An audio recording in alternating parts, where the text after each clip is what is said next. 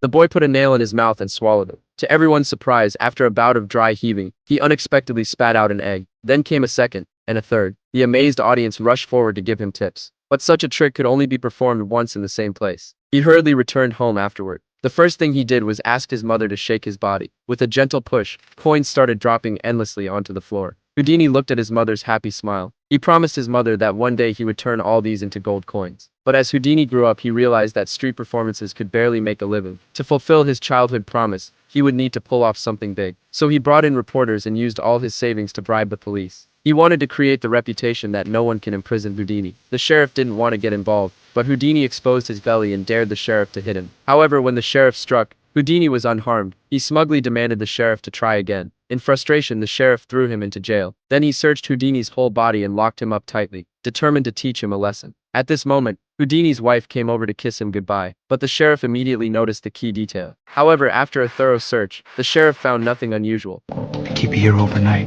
for disturbing the peace. As soon as the sheriff left, Houdini immediately began his performance.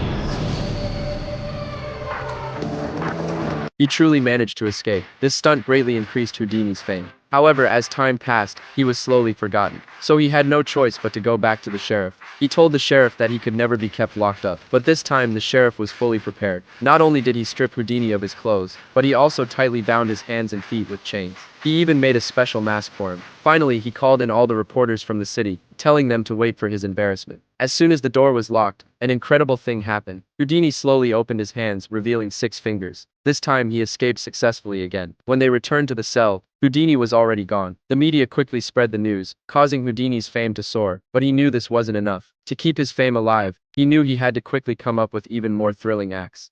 You just performed 3 shows. You're beat. Tomorrow, I'll get the boys and set it up. Right now.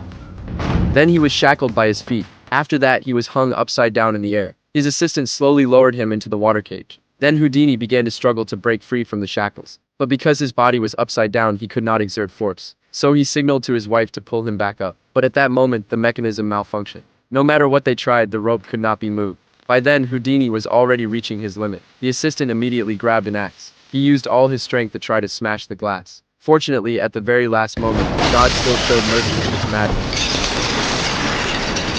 But the reckless Houdini did not learn his lesson. So before he had fully mastered this trick, he impatiently stepped onto the stage. This would become the first underwater escape act in human history. The audience held their breath, staring at the stage. But long after the allotted time had passed, no one had seen Houdini appear. At this moment, the crowd began to grow restless. Even Houdini's wife and assistant grew fearful. They demanded to open the tank immediately to save him.